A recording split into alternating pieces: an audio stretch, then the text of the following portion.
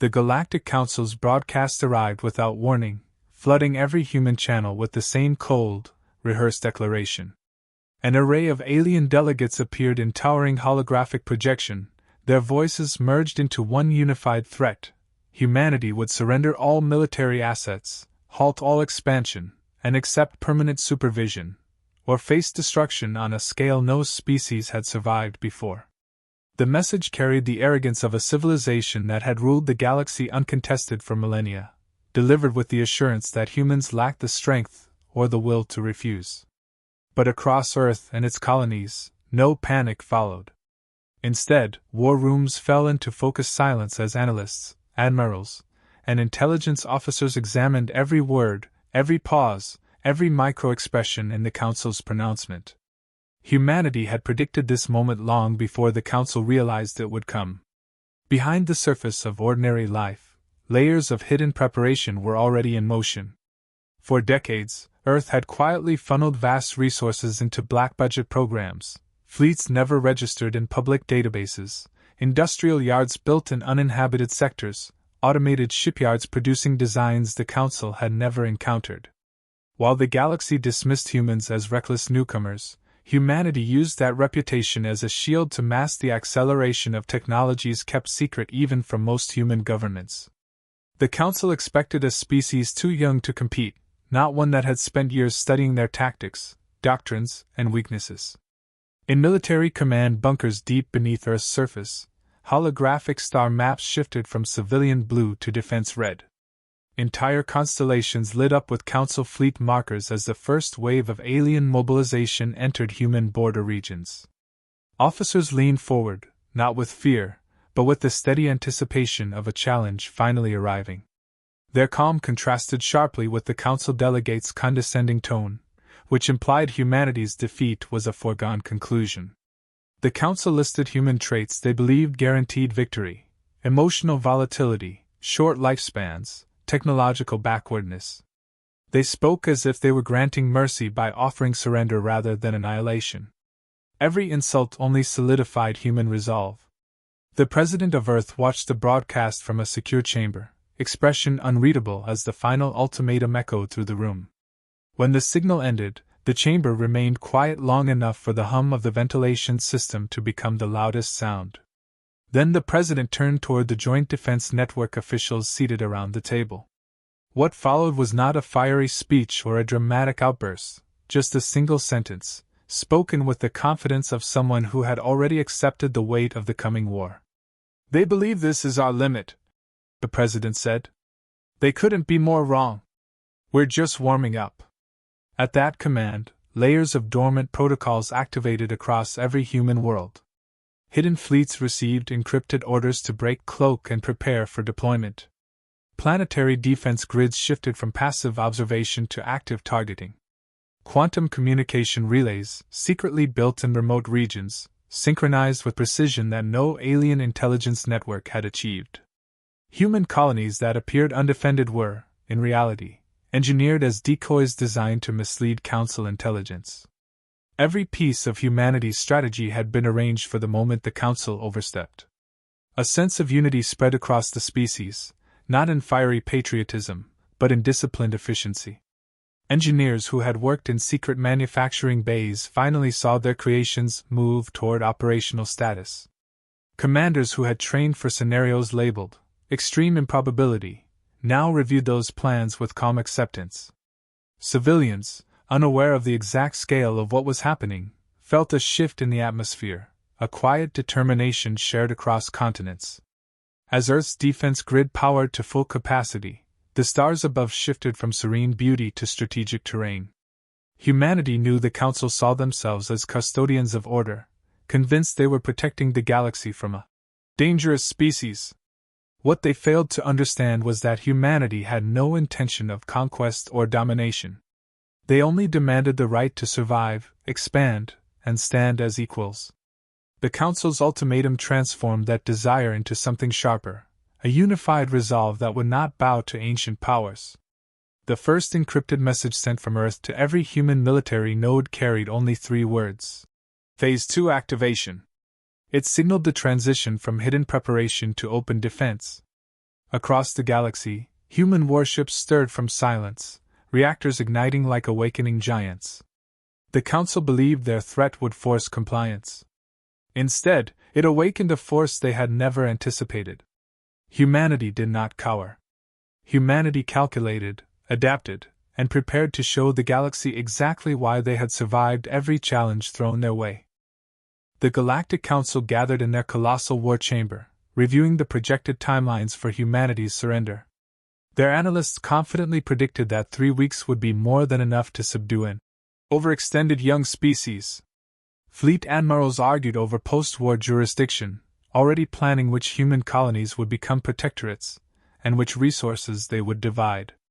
But beneath that veneer of confidence, a quiet unease spread among the more experienced strategists. Humanity's recent victories over 2 minor empires had been too efficient, too surgical, and far too fast to align with the outdated intelligence the Council relied on. Something didn't add up, but the majority dismissed these concerns as paranoia born from dealing with unpredictable species. The first Council fleet movements began with small reconnaissance detachments sent to outer human systems.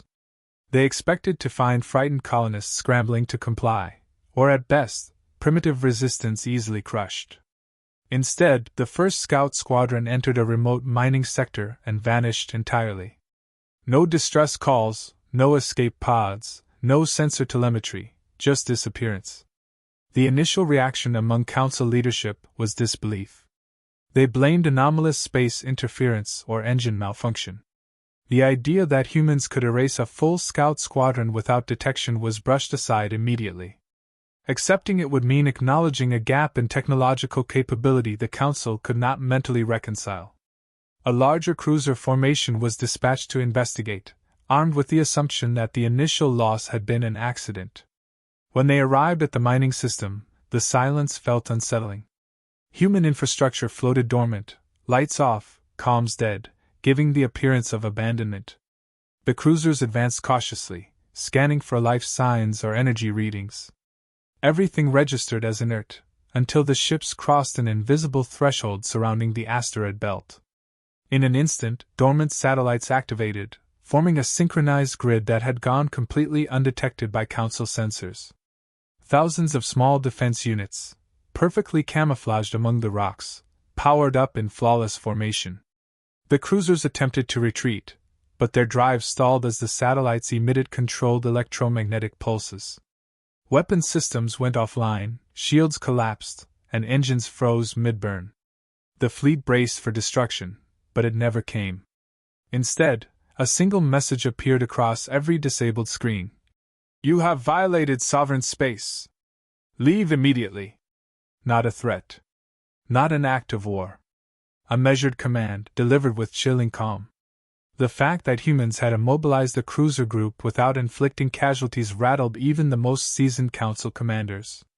It suggested control, discipline, and a technological sophistication their intelligence agencies insisted humans did not possess. Back in the Council chamber, panic simmered beneath the surface.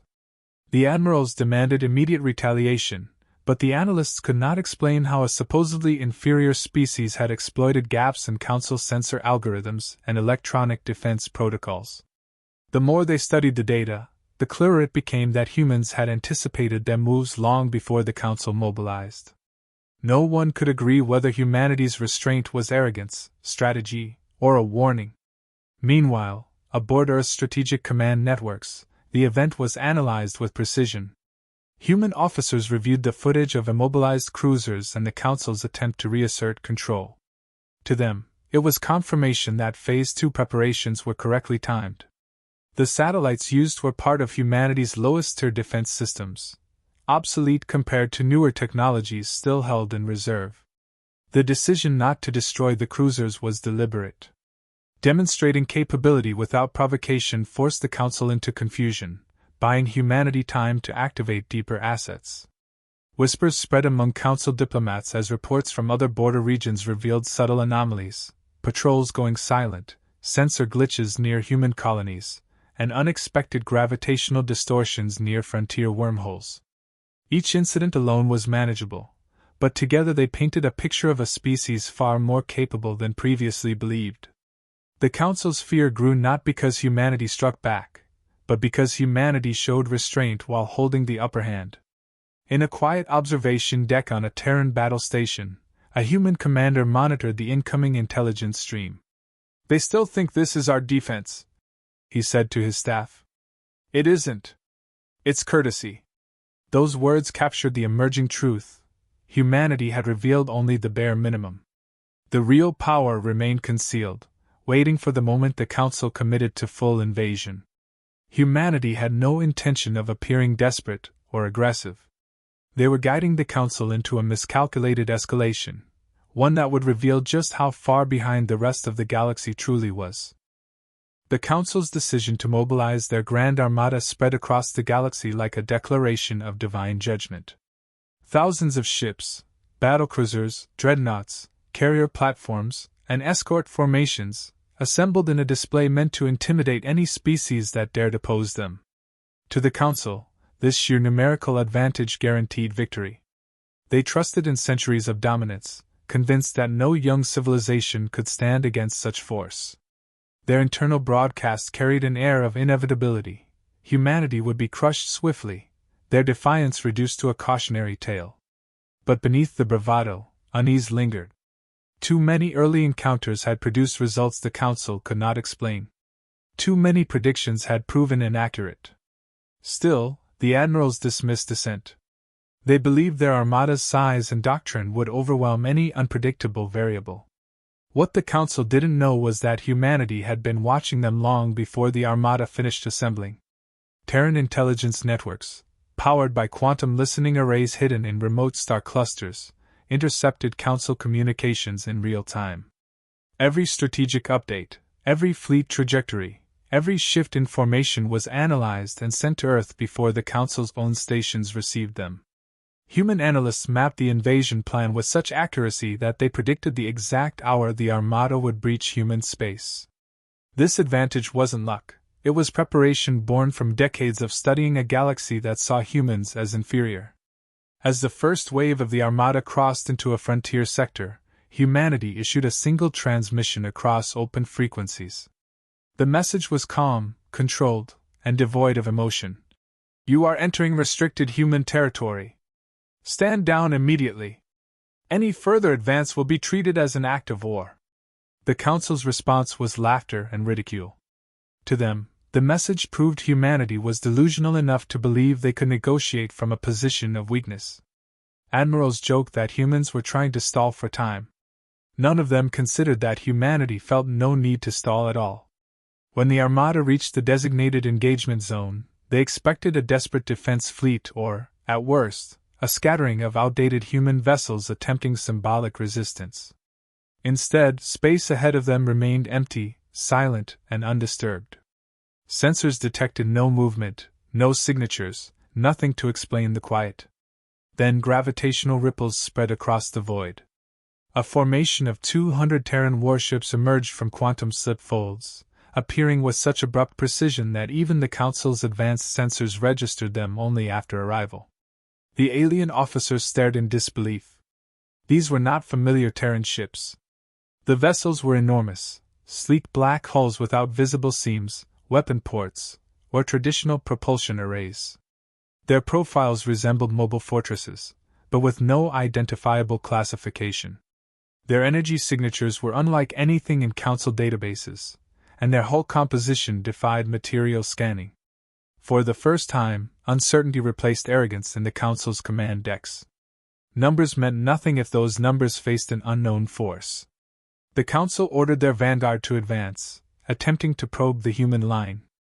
Before the ships could close the distance, a pulse rippled through space, a gravitational displacement wave emitted by a single Terran dreadnought.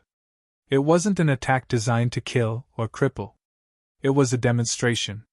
The pulse washed through the vanguard like a silent tidal force, collapsing shields in an instant and draining power systems without damaging hull integrity. Engines stuttered, weapons flickered offline, and navigation controls froze as if the vessels had been swallowed by an invisible vice. The entire vanguard hung motionless, trapped yet unharmed. A human admiral's voice followed, calm and steady. "This was our lowest tier demonstration. Do not proceed. The effect on the Council was immediate. For the first time in centuries, they faced an opponent capable of neutralizing their most advanced warships without inflicting casualties or taking hits. Analysts scrambled to understand the technology, but nothing aligned with known physics. The realization spread quickly: humanity had concealed the true extent of their power for far longer than the Council imagined. In the Council's command chamber, silence replaced arrogance.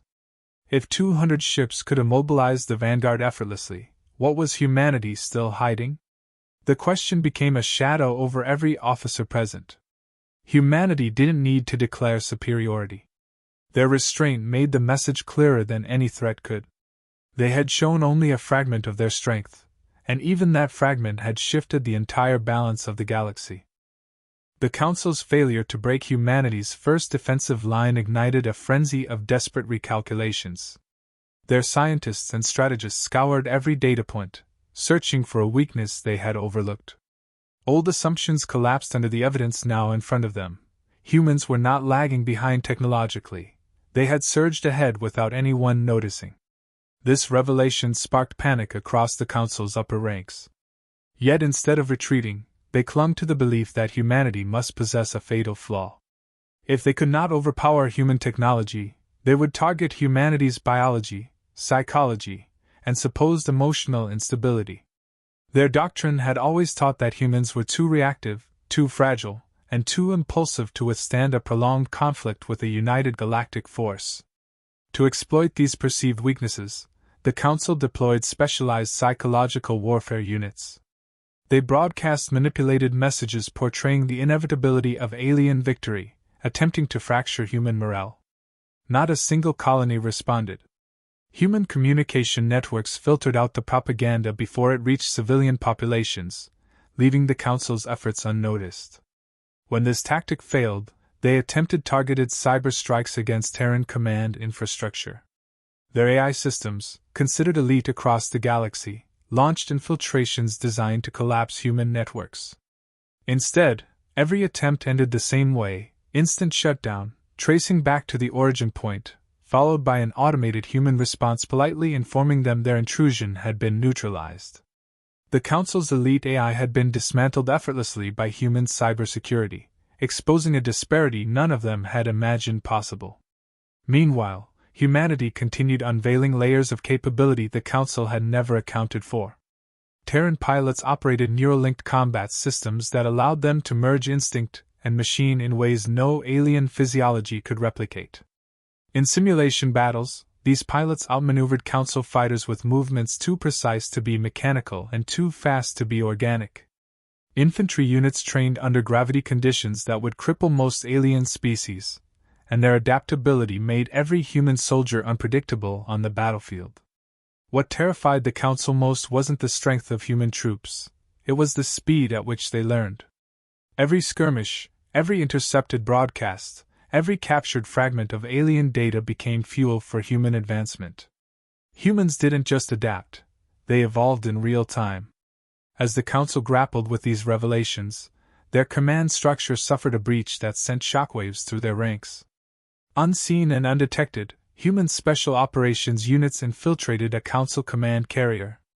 They bypassed biometric locks, evaded every sensor suite, and mapped the ship's interior without engaging a single guard. When the Council finally discovered the intrusion, they found no casualties, no sabotage, and no damage, only precisely placed tracking beacons and a message left in their central command hub. "We see you." The psychological impact was devastating. The Council realized humans could penetrate their defenses at will, yet chose not to cause harm. Desperate to regain some leverage, the Council attempted back-channel diplomacy. They offered terms that no species had ever received during a conflict: shared governance, partial autonomy, and economic allowances. Humanity didn't respond. Not because they rejected the concept of negotiation, but because they predicted this step long before it occurred. The Council misunderstood the silence. They mistook it for defiance rather than calculation. Humanity's next move eliminated any remaining doubt about their superiority. Earth activated a program known to only a handful of leaders, Project Helios. Across the solar system, colossal solar amplification arrays awakened, channeling focused beams capable of altering gravitational fields and vaporizing ships at astronomical distances. Humanity demonstrated Helios by projecting a precise, luminous line through open space, stretching far beyond what conventional physics allowed. This display carried no destructive intent, yet every species watching understood its implications instantly. For the first time in recorded history, the Council's collective confidence shattered. Officers trembled as they watched a power greater than anything in their archives unfold with controlled precision. Rumors spread across alien fleets, stories of Terran superweapons, invisible armies, and warships that could erase fleets with a gesture. Entire cultures questioned whether they had provoked not a rival, but a force of nature. In a secure Terran command chamber, the President addressed Earth's military networks with a quiet certainty that resonated through every encrypted channel. We asked for peace. They demanded surrender. Now we will decide the terms. Humanity wasn't escalating out of conquest or vengeance. They were simply stepping into the strength they had held back for years, revealing to the galaxy that the era of underestimating humans was over. The Council's final effort to regain control began with a unified mobilization unlike anything in its history. Every surviving fleet, reserve battalion, and emergency formation was ordered into the conflict. Their last hope lay in overwhelming humanity through sheer mass, believing that even a technologically superior species must eventually fold under astronomical pressure. That belief evaporated the moment humanity unveiled the forces they had kept concealed until now. Without fanfare or declaration, Terran stealth megaships emerged across multiple sectors, materializing behind Council lines with silent precision.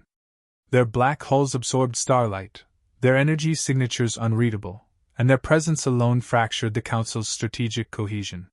Human ground and fleet forces moved with the efficiency of a species that had calculated every outcome long before the war reached its climax.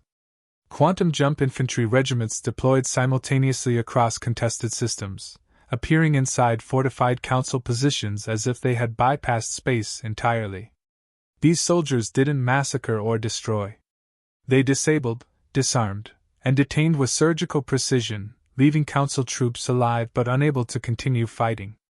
In orbit, Terran battle groups used gravitational disruptors to sever enemy propulsion systems without damaging the ships themselves.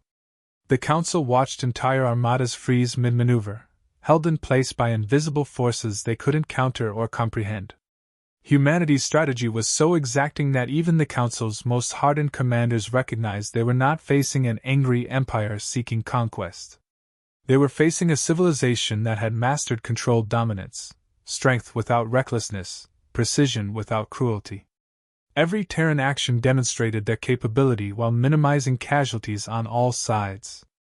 This restraint inflicted a different kind of psychological blow. The Council realized humanity could annihilate them effortlessly, yet chose not to. That choice revealed the true imbalance.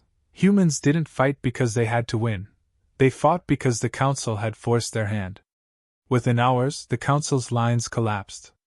Command ships were boarded and secured by human operatives who moved like ghosts through corridors.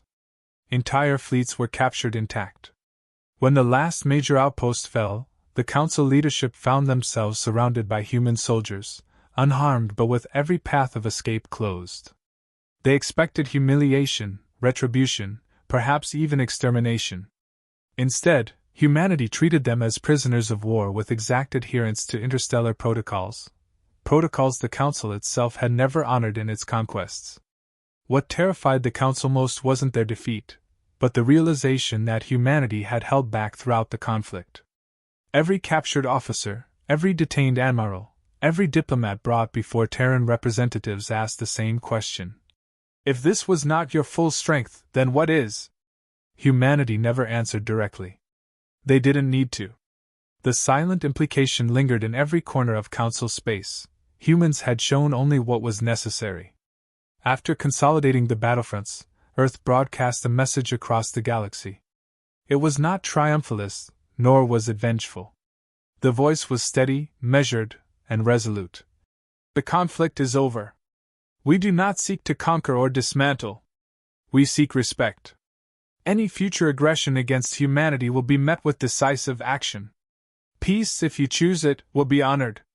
The transmission reached every species simultaneously, imprinting itself into the political fabric of the galaxy. Humanity initiated reconstruction efforts immediately. Terran engineers repaired damaged Council ships, returning them not as spoils of victory but as gestures of stability. Captured soldiers were released once their debriefings ended. Civilian worlds previously under threat received humanitarian aid. These actions baffled the Council's surviving hierarchies. In their long history, power had always been enforced through dominance and fear. Humanity's approach shattered that paradigm. They had won with overwhelming force, yet their aftermath displayed an even greater strength: discipline. As the galaxy processed its new reality, whispers spread through every star system. Humanity hadn't just survived. They had risen to a position no one had imagined possible, establishing a balance no longer dictated by ancient powers. The Council's ultimatum, once delivered with smug certainty, had forged their own downfall. They told humanity to stand down. Humanity rose instead. In the quiet that followed the war, a single truth echoed across the galactic community: humanity had not shown their peak. They had shown only the beginning.